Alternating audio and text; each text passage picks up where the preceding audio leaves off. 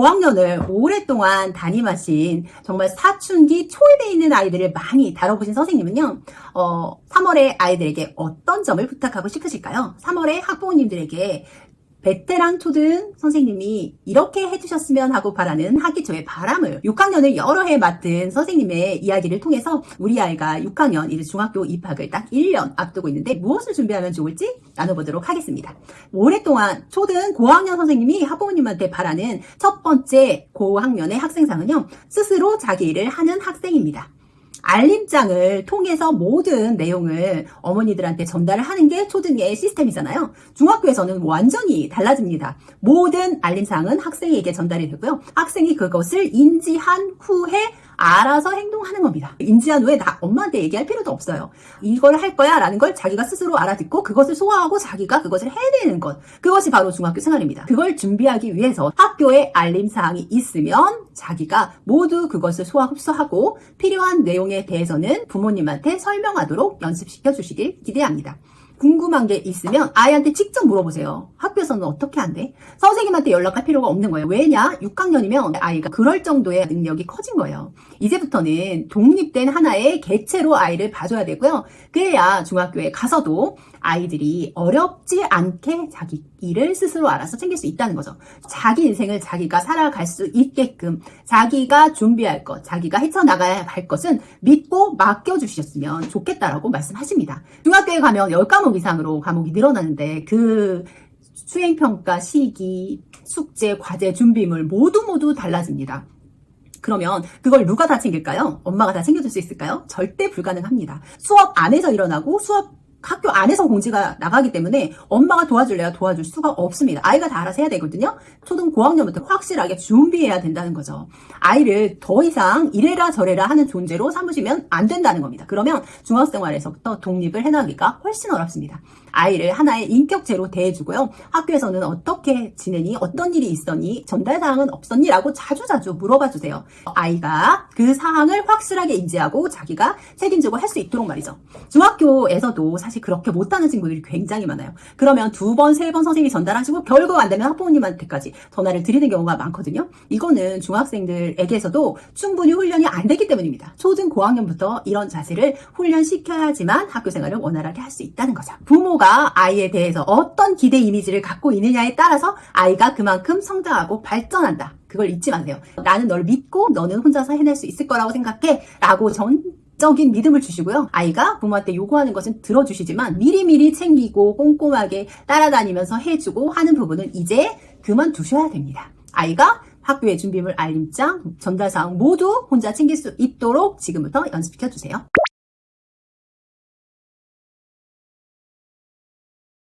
그 다음 고학년 선생님이 걱정하시는 두 번째는요, 아이들의 관계에 대한 것입니다. 요즘 아이들이 줄임말이라든지 안 좋은 말들을 많이 쓰는 편이에요. 미디어의 영향에 따라서 그런 말들이 많이 퍼져 있죠. 오죽하면 초등학생들을 잼민이라고 비하하면서 부르기까지 하겠어요. 그런 아이들이 자기 판단력이 없는 상황에서 노출이 되는 경우는 관계에서도 어려움을 겪게 됩니다. 말을 함부로 한다거나 그래서 아이들과 친구들과 부딪히거나 할 수 있는데요. 그 중에서도 가장 문제가 되는 것이 끼리끼리 문화입니다. 친구들끼리 뒷담을 한다거나 욕설을 한다거나 말을 전한다거나 은어를 사용해서 이야기를 많이 하는 친구들도 있는데요. 이런 것들이 문제가 될 수밖에 없어요. 초등학교 고학년에서부터 그런 일이 자주 발생합니다. 문제는 부모님 앞에서는 그런 말을 사용하지 않고 굉장히 바른 생활을 하는 아이처럼 보여진다는데 문제가 있습니다. 아이가 자기 나름의 사회생활이기 때문에 학교에서의 모습과 집에서의 모습이 다를 수 있다는 것을 항상 잊지 마셔야 돼요.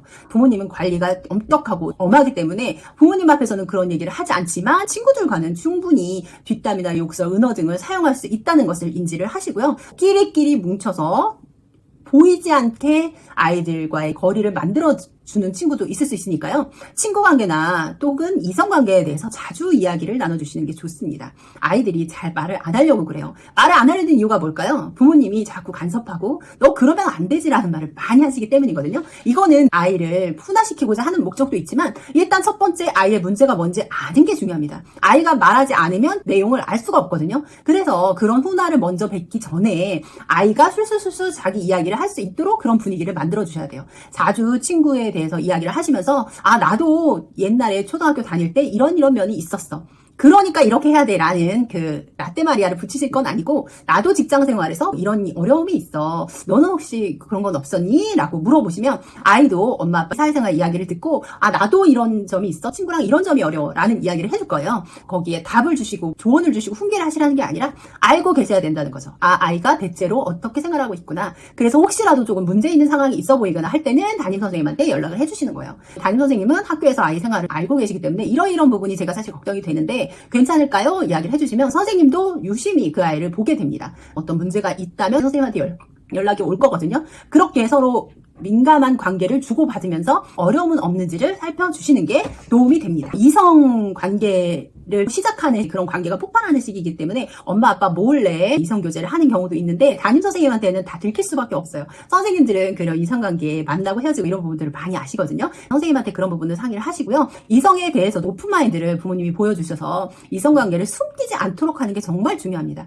아이가 모든 친구 관계나 이성 관계에서 생길 수 있는 문제를 부모님한테 스스럼 없이 털어놓도록 만드는 문화를 만드시는 게 좋아요. 그 해결은 뒤에서 선생님과 같이 하더라도 그렇게 자꾸 오픈을 하게 해야 중학교, 고등학교, 사춘기가 점점 심해져도 아이가 어떤 문제가 생겼을 때 부모님한테만은 얘기하지 말아주세요. 우리 부모님한테는 절대 숨겨주세요 라는 말을 하지 않으니까요. 그런 말을 듣게 되면 가족인데, 내가 부모인데 나만 몰랐다는 게 얼마나 마음이 아프겠어요. 아이들이 힘든 일을 겪을 때는 내가 알 수 있도록 아이들이 흔쾌히 말할 수 있는 그런 분위기를 만들어주는 게 중요합니다. 초등 고학년부터 준비해야 될 분위기예요.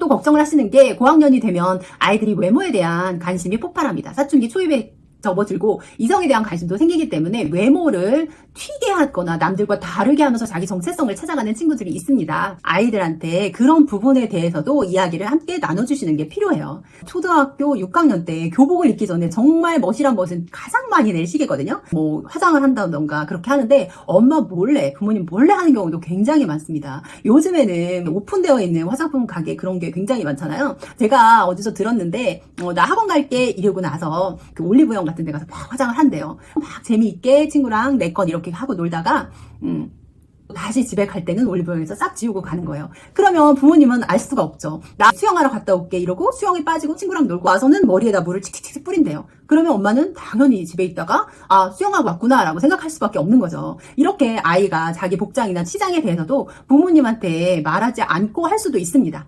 그러면 오히려 이거를 억누르시기보다는 이거에 대한 관심이 지대할 때야 라고 생각해 주시고, 그 부분에 대해서 자꾸 얘기를 해주세요. 외모에 넌 되게 관심이 없니? 화장품 쓰는 거에 대해서는 어떻게 생각해? 엄마가 같이 가서 화장품을 골라볼까? 라고 하는 자세가 오픈된 마인드라는 거죠. 그게 아이들한테 편안함을 준다는 겁니다. 아이들은 별로 좋아하지 않겠지만 아이들이랑 같이 가서 올리브영에 가서 화장품을 사주고, 되도록이면 화장품 쓰더라도 네가 어리니까 저가보다는 피부에 좋은 걸 썼으면 좋겠어 하면서 그런 부분들을 골라주시고 오픈하는 모습을 보여주세요. 아이가 부모님한테 기꺼이 말해도 되는구나, 믿어도 되는구나, 우리 부모님은 오픈마인드구나 라고 생각해서 속이거나 숨기거나 하는 일이 줄어들 것 같습니다.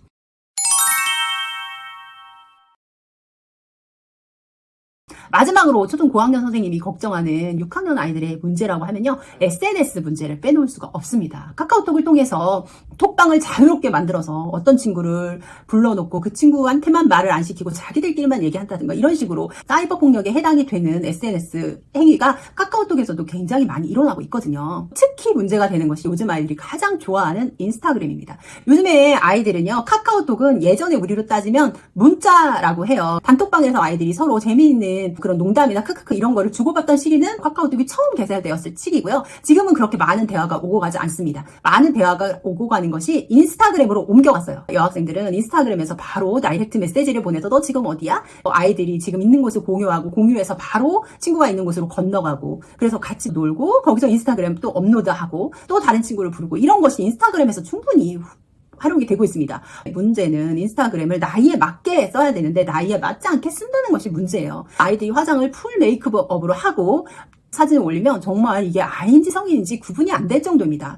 제가 예전에 본 중학교에서는 중학교 1학년인데도 사진을 봤는데 20대 못지않게 사진 뽀샵 처리를 하잖아요, 요즘엔. 그래서 아이들이 알아볼 수가 없어요. 이 아이가 성인인지 아닌지 구분하기 힘들 정도로. 그런데 이것이 자기 개인정보에 해당되는 내용이잖아요. 아이들은 그게 왜 위험한지 모르기 때문에 자기 개인정보를 스스럼없이 밝히고 서로 이야기를 주고받고 누구나 친구가 됩니다. SNS 특징이 그거잖아요. 그래서 문제가 발생할 수 있습니다. 특히 뭐 에스카 같은 프로그램에서는 무물이라는 게 있어요. 무엇이든 물어보세요 라고 해서 자기에 대한 걸 막 물어보면 그거에 대해서 대답을 해주거든요. 그러면 어떻게 될까요? 자기 개인정보가 순식간에 털리게 됩니다. 그래서 개인정보가 얼마나 소중한지 아이들한테 한 번씩 이야기를 해주시고 말로만 하면 굉장히 지루하고 힘들잖아요. 그런 기사들 있죠.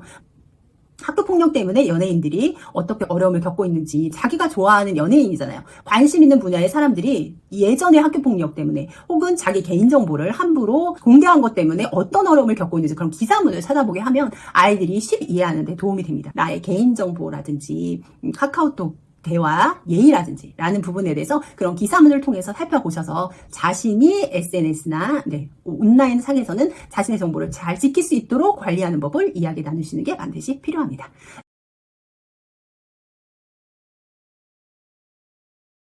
자, 오늘은 초등 고학년 베테랑 선생님이 알려주는 6학년이 되어서 학부모가 아이들한테 꼭 교육시켜야 될 준비 중학교 입학 전에 꼭 준비해둬야 할 아이의 태도에 대한 것을 나눠봤습니다. 중학탐구생활입니다.